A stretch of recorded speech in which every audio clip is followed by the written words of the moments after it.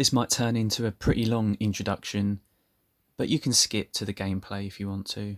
I'll put a link to the time in the description. My next video is going to be an Amstrad CPC game again, but this time it's a game that supports the Amstrad CPC Plus.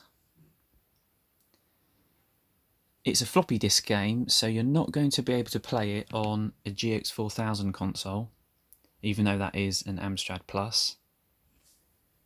I'm going to play it on my 6128 Plus. I've had this for a while now, but I haven't really used it because the floppy disk drive didn't work properly. I've installed a floppy disk drive emulator.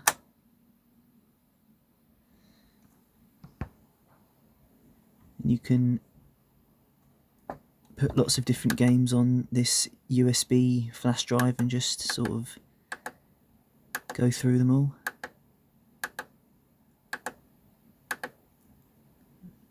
Put a few demos on there and a few games. This is going to be really good for playing games that I do own copies of, but my copies don't work anymore. But also playing games that I just have absolutely no chance of ever being able to find a copy of. But for now I am going to play a game that I do own a copy of. Prehistorik 2 by Titus. When I bought this, I bought it as a lot of disc games in boxes, but this is really not in good condition, and I had to clean it very delicately to get it to work at all, and sadly it has now stopped working completely, and I think I've broken it beyond repair at this point. Just trying to clean it and clean it and clean it to get it to work. But yeah, that's what the disc looks like. And this is a game from 1993, and I think it could quite possibly be the last game ever released for the Amstrad. Or at least the last game released by a proper commercial company for the Amstrad. But on this one disc there's a 64K version, a 128K version, and a Plus version. And I think the Plus version would only work on a 6128 Plus. So although I am cheating slightly, it is a game that I am playing on real hardware. I'm just not using my actual copy. So the thing about these Amstrad Plus computers is that they really weren't very popular, because it was an attempt to kind of refresh the range. The Amstrad CPC computers had been around for about 6 years, and Amstrad decided to release some enhanced ones, and it really only has an extra single chip, but it adds quite a lot of new features to the computers. But ultimately it's not really quite as good as the Amiga or the Atari ST that were out at the time, so it didn't really do that well, and not long after that the range kind of quickly faded away. And to be honest, a lot of companies still released standard Amstrad CPC games for a good 2 or 3 years after these were released. So you could definitely buy games for them, but you couldn't really buy many Plus games. And in fact, Amstrad's initial intention was to only let you have Plus features with cartridges. Now, to be able to use one of these computers, you do have to have an operating system on cartridge. So I've got the standard Locomotive Basic. It's not on the computer, it's on this cartridge. It also comes with a copy of Burning Rubber. So you have to have that plugged in, otherwise it won't even do anything.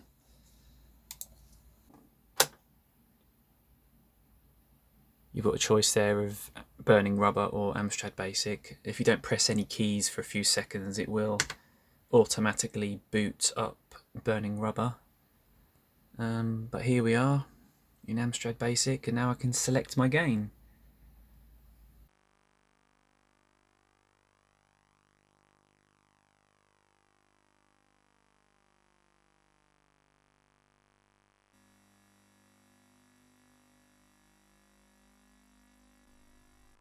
And you do get various different versions, and I think that's because of the weird scrolling programming on this game, which is something that's kind of hard to explain, but these old home computers are weird machines sometimes.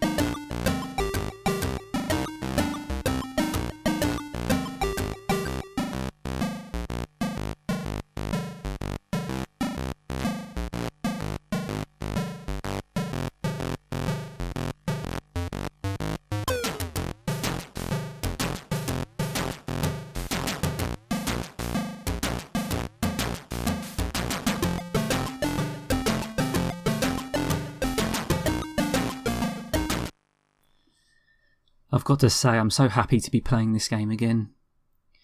It took me ages and ages to find a copy originally, and then it stopped working. The actual disc wasn't in very good condition, unfortunately.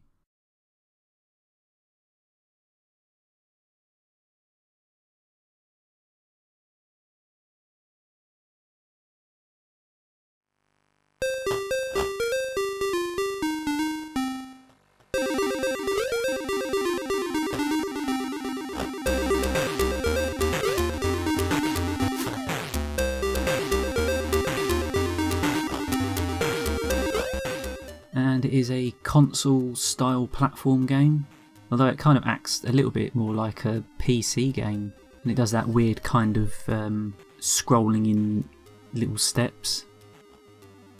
So this is the standard CPC version, and it actually scrolls really smoothly for an Amstrad game. It's not really a feature that you have on the Amstrad, at least not in the same way as consoles do. It's a bit of a weird one, and it does slow down quite a bit, but it looks a hell of a lot nicer than the vast majority of Amstrad games out there.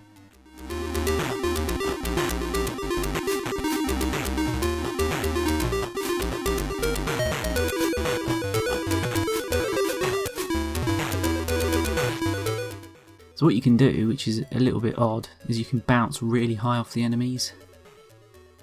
Oh, almost touched that spike. So there's probably secrets hidden about all over the place, but I don't know most of them, because I didn't really get much of a chance to play this game before my copy stopped working.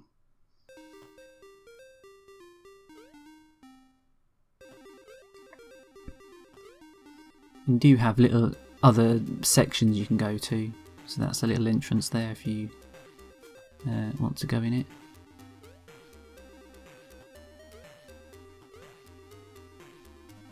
We have the exit here, but you have to collect a lighter for some reason. But what I'll do is I'll stop this now. I want to take a look at the CPC Plus version. So because this is the Plus machine, you can select the 128K Plus version, which is really nice.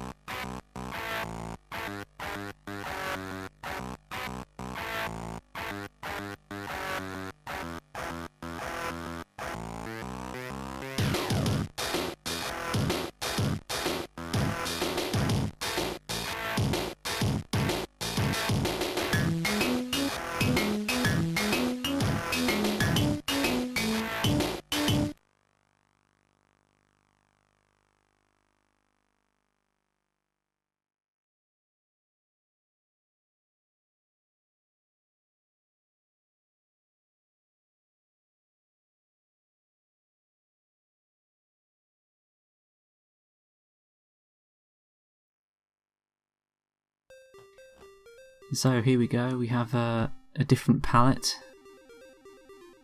and you can see that you've got those palm trees in front of you. The game plays exactly the same, and it doesn't actually play any faster. It plays exactly the same speed, and I think that's because the main skeleton of the game is still just the Amstrad, the standard Amstrad version.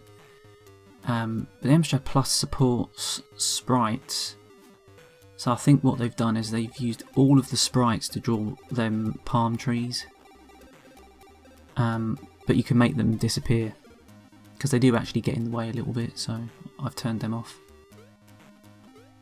But another thing there, you can see in the background, it's making use of all the extra colours. There's a nice blue gradient there. So actually this machine has got a nicer palette than even the Mega Drive does.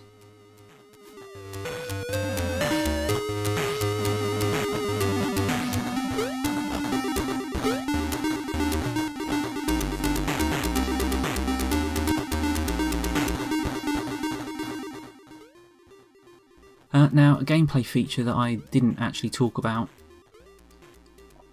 is that if you kill an enemy just after you've been hit, then their bones will spill out, and if you collect all 5 of them, then you get your hit back. But what that actually does is that slows down the game quite a lot as well.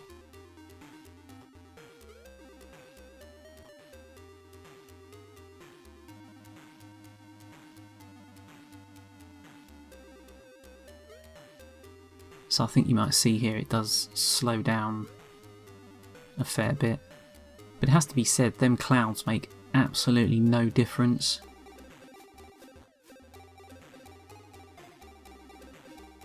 And don't get that skull.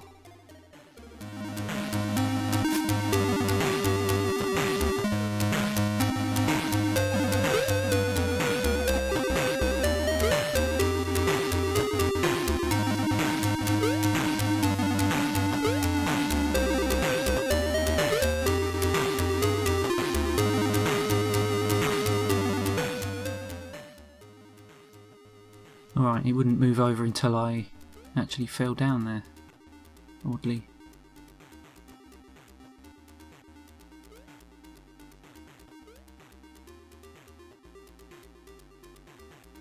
So there's the secret.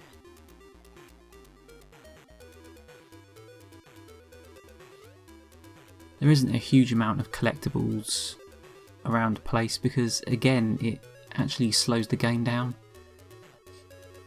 Because I think all of this stuff is drawn by software, except the palm trees. I don't know why they've decided to make the screen move in such chunks, but I looked at a video of the PC version of this, which seems to be the only other version that was made.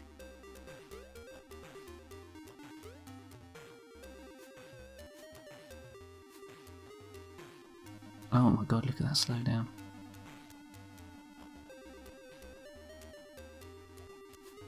Ah, there's too many things on screen. As much as you try to make a game look like a 16-bit game, it's still an 8-bit game, and it's still running on an 8-bit processor.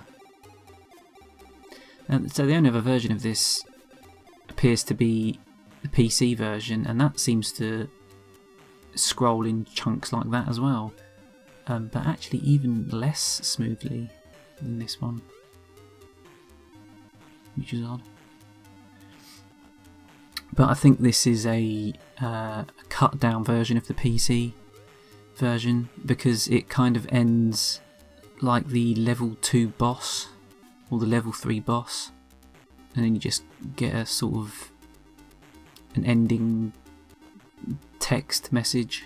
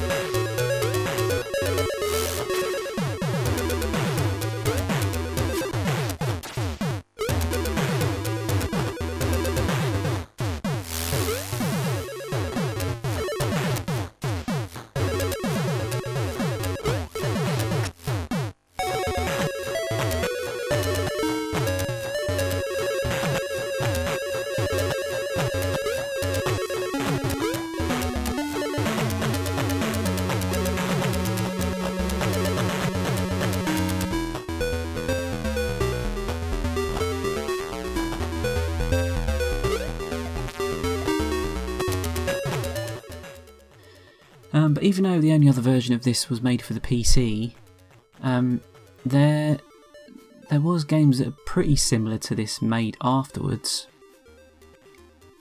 There was one for the Game Boy, which is very much like this, and it's actually even more impressive because it's got all these weird effects that you wouldn't really associate with a Game Boy normally.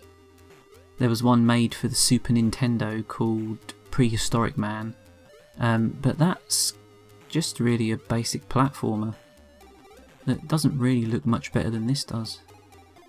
I think that was converted to the Game Boy Advance at some point.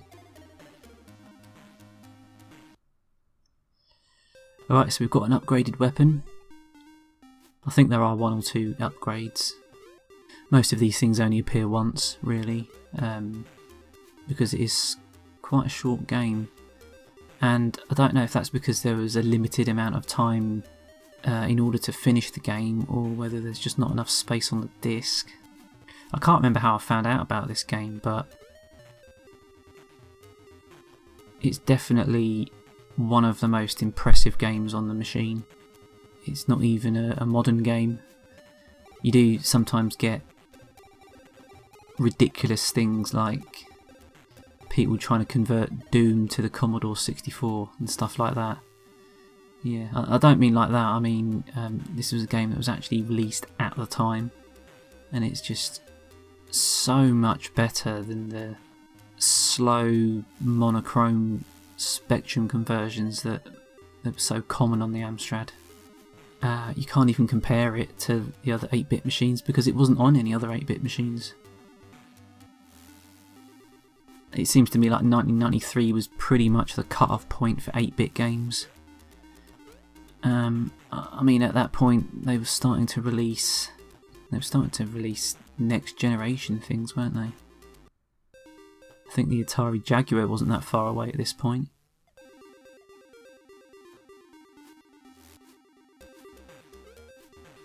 So it should be said that this game probably would never have been made by a British software company at the time. France was a little bit different. They took to the Amstrad quite well, and it ended up becoming the biggest selling 8-bit computer. Even though it was a British made computer, it sold really well in France. French software companies didn't really care for producing budget games, and so you end up getting a game like this, which really came about at a time when the market for the Amstrad was completely dead, and they've released this game that supports a very, very small amount of users because there weren't very many CPC Plus users out there.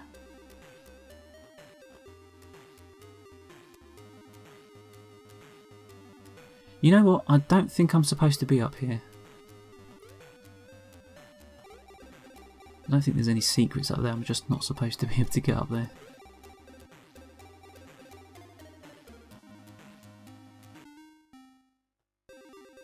I think I missed something.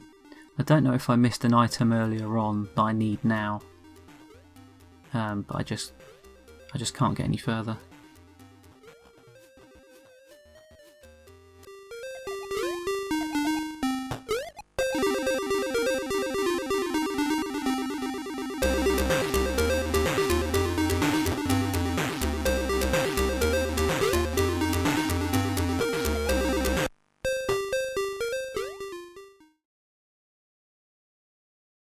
Oh, okay. Game over, I guess.